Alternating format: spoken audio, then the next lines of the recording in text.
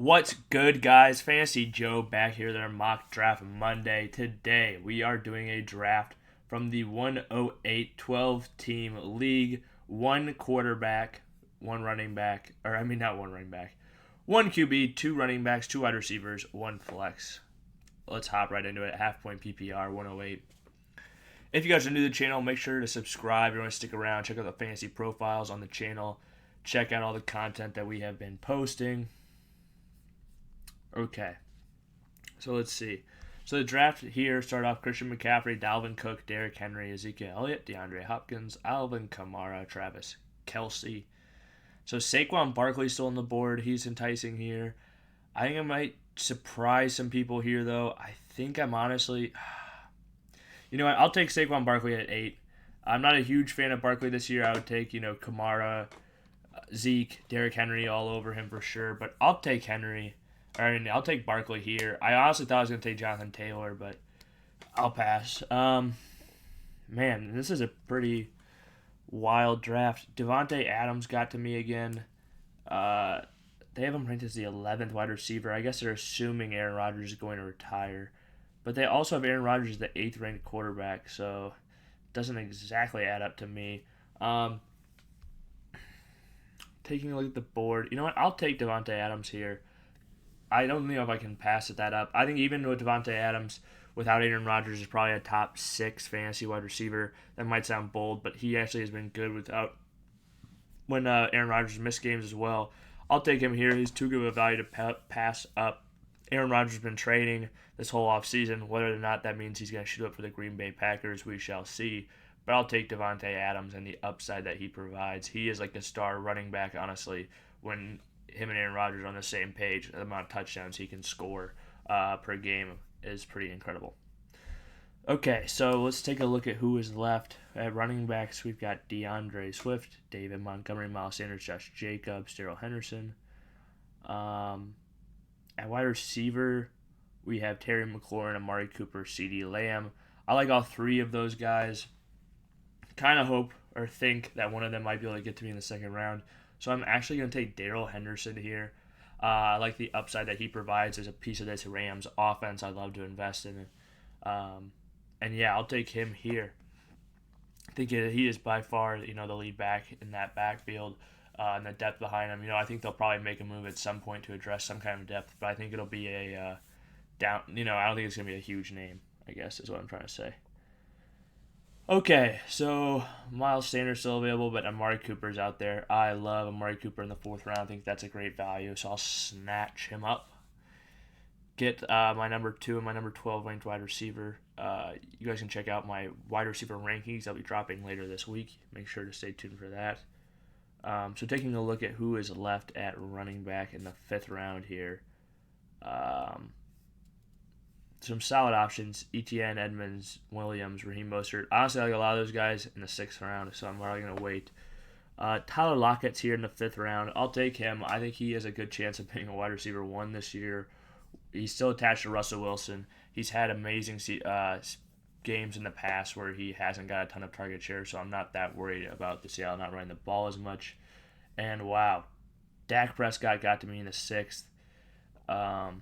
We're going to take a look at who's available here, but Dak has been my guy if he gets to the 6th round in a lot of these drafts. Jamar Chase is still on the board, though, who's also very enticing, but I already have 3 receivers. I'm just going to take Dak, get that stack with Dak Prescott and Amari Cooper, cook it on my team. I think that's going to be a great offense this year. Okay, and Raheem Mostert made it to me in the 7th round. That's absolutely ridiculous value. I'll snatch him up there. Be my first bench back. I love the way this draft is going. I feel like I've been able to get a ton of value just waiting on spots. Yeah, really like this team. Okay, so let's take a look. Will Fuller, Curtis Samuel, Antonio Brown are my receiving options. Solid options. We are in the 8th round now. I'm actually going to take Trey Sermon here. Actually, you know what? I'm going to take Michael Carter from the New York Jets. I think he has a little bit more upside just because he's the lead back there. And I definitely think that Raheem Mostert's the lead back, at least to start the season, in San Francisco. But Yeah, I really like snagging both of them, honestly. Trey Sermon and Raheem Mostert if you can in drafts. Uh, just because I think there'll be so much volume between the two of them. But like I said, I'm glad I got Michael Carter there. I think that's a great pick as well. Zach Moss is still on the board. He's pretty enticing, honestly. You know what? I'll take Zach Moss. I feel like I can get receivers later. Zach Moss, I think, has a chance to be the goal line back for the Buffalo Bills, to be the pass catching down back for the Buffalo Bills. And if you get both those roles, he could be very good for fantasy. I think the reason they didn't draft a running back is because, you know, they're going to wait on him. I'm not saying I don't love the talent in Zach Moss, but fantasy football is more about opportunity than it's about talent. And so I'm going to take Zach Moss here. He's attached to a great offense with the Buffalo Bills, and we'll see what kind of receivers we can get a little later. Mike Williams went. I was hoping to be able to snag him. He's gone. Tom Brady's made it to this point in the draft. I think that's a pretty good value. I like that we have Dak, but it's definitely something to look at.